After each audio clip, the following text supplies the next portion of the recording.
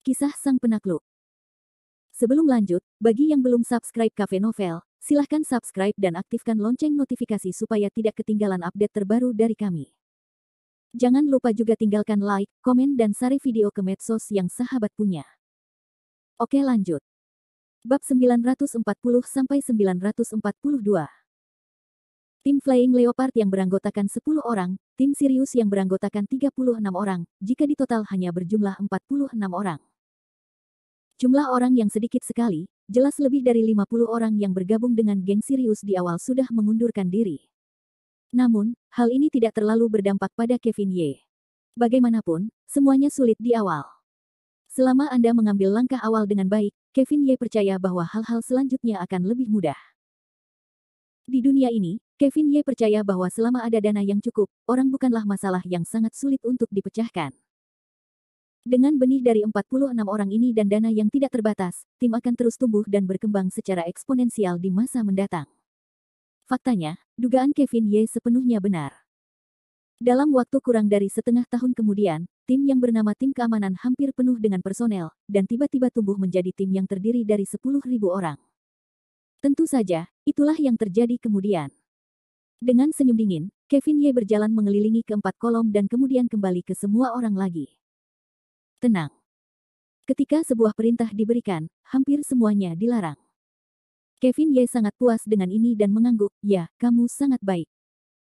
Setelah sebulan berlatih keras, kamu tampaknya telah menemukan jejak disiplin militer, yang sangat memuaskanku. Begitu ceritanya berubah, Kevin Ye melanjutkan, namun, aku sangat ketat denganmu. Hari ini, kamu tidak hanya harus memiliki organisasi dan disiplin prajurit, tetapi juga memiliki efektivitas tempur yang kuat. Jika tidak, kamu tidak akan dapat mengatasi situasi berbahaya di masa depan. Untuk alasan ini, aku secara khusus mengundang seorang sosok untukmu. Setelah itu, Kevin Ye melangkah mundur dan berdiri di samping Tommy Ye. Kemudian Kevin Ye melanjutkan dengan tersenyum, namanya Tommy Ye. Mungkin orang-orang dari tim Sirius tidak tahu namanya. Tapi menurutku, orang-orang dari tim Flying Leopard seharusnya tidak mengenalnya. Atau, lebih tepatnya, tidak ada seorang pun di militer di seluruh timur yang tidak mengenalnya. Kapten Li Ping, Anda keluar dari barisan. Kevin Ye tertawa dan memanggil Li Ping keluar dari tim. Atas perintah Kevin Ye, Li Ping tidak ragu-ragu dan langsung berdiri, Kapten tim Flying Leopard, Kapten sekolah kapten, Li Ping melapor kepada komandan, tolong beri dia instruksi. Tenang saja. Kapten Li Ping, selanjutnya, terserah Anda untuk memberi mereka sedikit ilmu pengetahuan. Siapa Tommy Ye, Jenderal Ye? Baik, komandan. Kata Li Ping, berbalik, menghadap seluruh umat manusia, semua orang sudah memberi hormat. Li Bi. Sebelum memperkenalkan Tommy Ye, Li Ping sangat hormat. Pertama-tama ia meminta semua orang untuk memberi hormat kepadanya, lalu berkata, Jenderal Tommy Ye, nama sandi mitologi militer, ahli perang khusus, dan pangkat komandan mayor. Ia pernah memimpin Elang Timur untuk berpartisipasi dalam kompetisi operasi khusus internasional dan memenangkan hadiah pertama. Ia layak menjadi orang pertama dalam perang khusus timur. Perkenalan Li Ping singkat dan kuat, tetapi sangat mengagumkan. Baiklah, kembali ke tim. Kevin Ye melanjutkan, masih tersenyum. Namun, Tommy Ye diam-diam membidik Kevin Ye saat ini, dan hatinya telah ditutupi dengan gumaman, dan perasaan dijebak segera melonjak ke dalam hatinya. Kevin Ye melanjutkan, tuan-tuan, Jenderal Tommy Ye bukan hanya orang pertama dalam perang khusus timur, tetapi juga orang pertama dalam pasukan timur. Kemampuan bertarungnya merupakan level tertinggi dari seluruh militer timur. Alasan mengapa aku mengundangnya ke sini hari ini adalah untuk menguji pencapaian latihanmu bulan ini. Tim Flying Leopard terdiri dari 10 orang, dan tim Sirius terdiri dari 36 orang. Selanjutnya, kalian dapat menantang Jenderal Tommy Ye sendirian atau bersama-sama.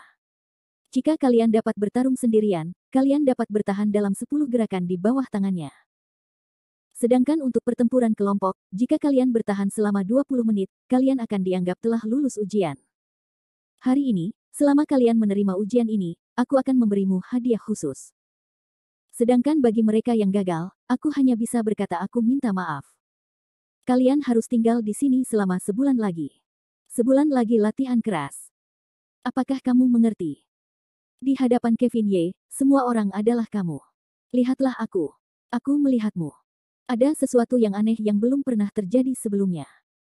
Namun, Setelah lama terdiam, mereka semua langsung berkata, aku mengerti, aku mengerti.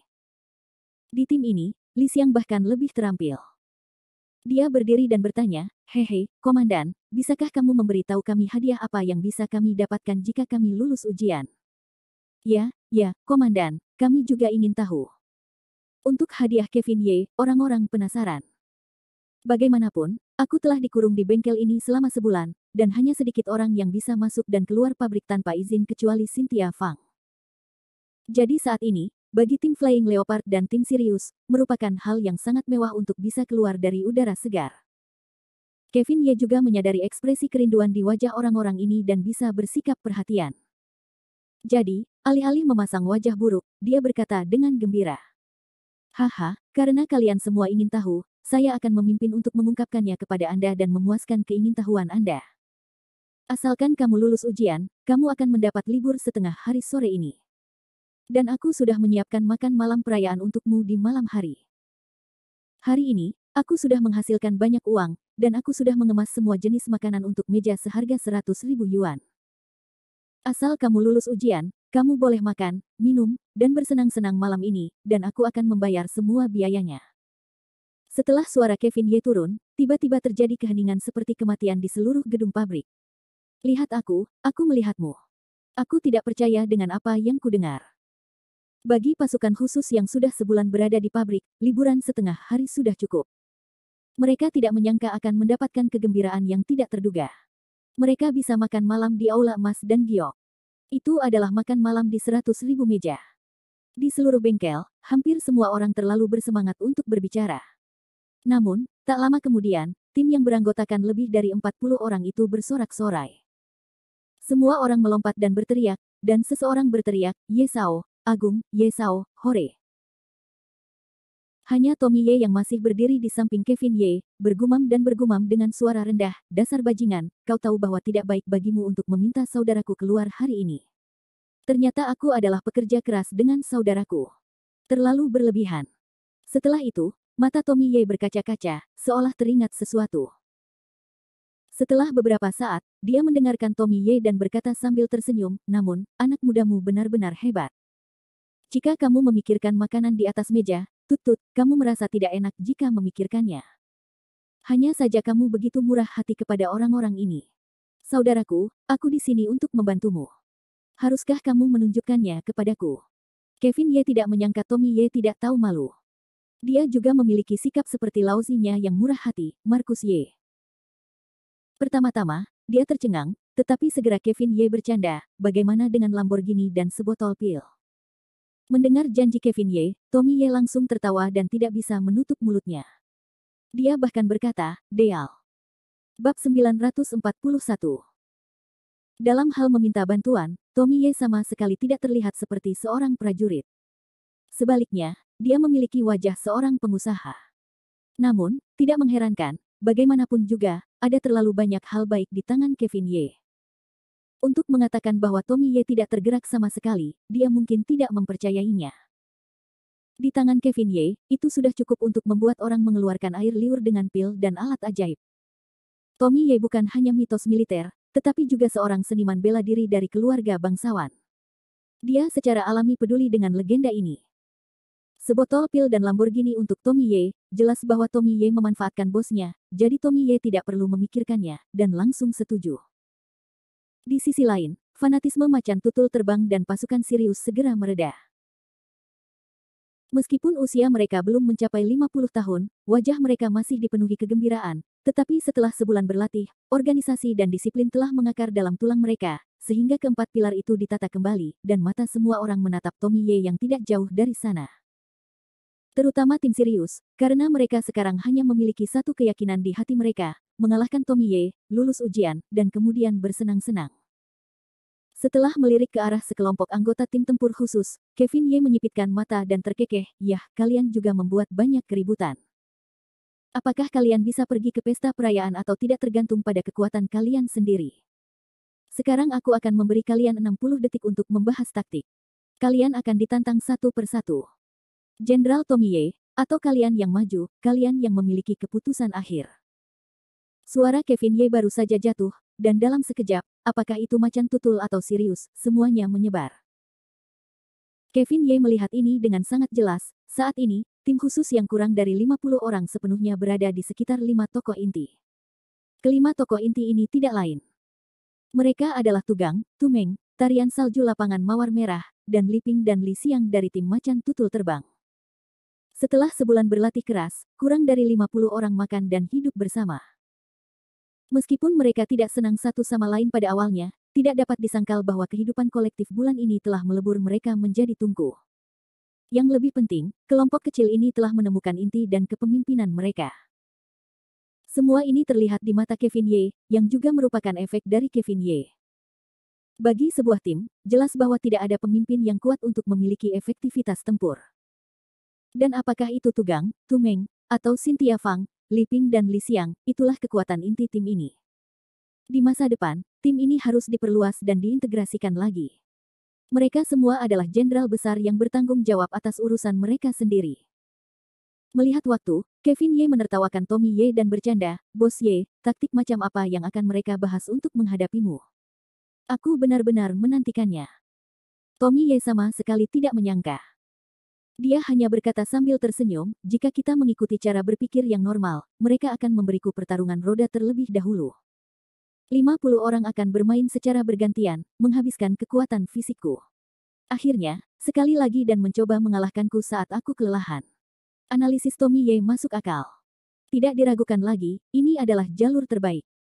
Bagaimanapun, mengetahui bahwa itu tidak mungkin dilakukan, itu juga membutuhkan keberanian dan strategi. Namun, untuk analisis Tommy Ye, Kevin Ye bercanda dan bercanda, berkata, "Sepertinya kamu sudah terbiasa dikepung. Kamu tahu rutinitas seperti telapak tanganmu." Haha. Tommy Ye terkekeh 2 kali dan berkata, "Bisakah kamu mengatakan itu? Jangan bicara tentang tim khusus yang terdiri dari 50 orang. Bahkan jika itu adalah tim khusus yang terdiri dari ratusan orang, aku telah melakukannya sendiri. Itu mati rasa." Kevin Ye meremehkan putih, Tommy Ye berkata dengan satu mata, "Potong, jangan menyombongkan diri, akan mati." Mengatakan itu, Kevin Ye mengangkat tangannya untuk melihat ponsel, suara tenang berteriak, "Baiklah, waktu 60 detik telah tiba, semua orang kembali ke tim." Begitu suara Kevin Ye turun, 4 kolom vertikal di pabrik pada dasarnya diatur secara teratur lagi, yang juga membuat Kevin Ye tahu apa larangannya. Mengangguk kepalanya lagi dengan puas, Kevin Ye berkata sambil tersenyum, "Meskipun waktu 60 detik tidak lama, itu juga tidak singkat. Aku ingin tahu apakah kamu telah menemukan hasilnya." Li Ping segera melangkah maju dan berkata dengan suara keras, "Laporkan kepada komandan bahwa kami telah merumuskan taktik kami, tetapi untuk memaksimalkan efektivitas taktik kami telah memutuskan untuk tidak mengatakannya untuk saat ini." "Ya." Kevin Ye mengangguk, "Karena taktik kalian telah dirumuskan, mari kita mulai sekarang." Mengatakan itu, Kevin Ye tersenyum, menepuk bahu Tommy Ye dengan buruk, "Kakakku, aku berharap kamu beruntung." Berbicara, Kevin Ye dengan cepat melangkah mundur beberapa langkah, berdiri di sudut dinding, diam-diam menunggu permainan yang bagus. Tetapi sejujurnya, meskipun ada Tugang Tumeng dan Cynthia Fang di antara pasukan khusus dari 50 orang ini, level mereka masih terlalu rendah. Hampir merupakan kekalahan total untuk melawan Tommy Ye, yang telah melangkah ke alam bawaan. Namun, Kevin Ye benar-benar penasaran. Dia ingin melihat apakah tim khusus yang diorganisasi oleh sebagian besar orang biasa ini dapat memberinya kejutan yang berbeda. Pada saat itu, Tommy Ye juga menyapu semua orang. Sebagai seorang legenda di ketentaraan, Tommy Ye mengalami tantangan yang tidak adil di ketentaraan, jadi dia sudah terbiasa dengan hal itu sejak lama. Tatapan matanya menyapu mereka semua. Tommy Ye adalah orang pertama yang menemukan 3 prajurit di antara kerumunan dan menganggap mereka penting. Pada saat itu, baik Tommy Ye maupun Fei Bao, orang-orang Sirius terdiam, tampaknya kedua belah pihak sedang membuat realitas mereka sendiri. 46 lawan 1, pertempuran yang tidak adil itu sendiri, tampaknya sangat menarik sekarang. Setengah dering, keheningan setelah setengah dering, Tommy Ye melihat kelompok orang-orang di seberang masih tidak bergerak, tidak dapat menahan beberapa hal aneh, mata julingnya mencibir, bagaimana, tidak berani melakukannya. Dengan tawa menghina ini, momentum Tommy Ye hampir mencapai puncaknya, diikuti oleh kebanggaan dan penghinaan di dalam hatinya. Tetapi bahkan jika Tommy Ye mulai mengejek, kelompok itu tetap tidak bergerak, dan 46 pasang mata menatap Tommy Ye. Tiba-tiba Tommy Ye merasa aneh dan mulai bertanya-tanya dalam hatinya, apa yang sebenarnya dilakukan orang-orang ini? Apakah kalian tidak ingin menggunakan perang roda untuk menghabiskan kekuatan fisikku? Atau mereka memiliki konspirasi lain? Ketika Tommy Ye tidak tahu mengapa, Macan Tutul dan Sirius yang berdiri di seberangnya semuanya bergerak sekaligus. Bunuh.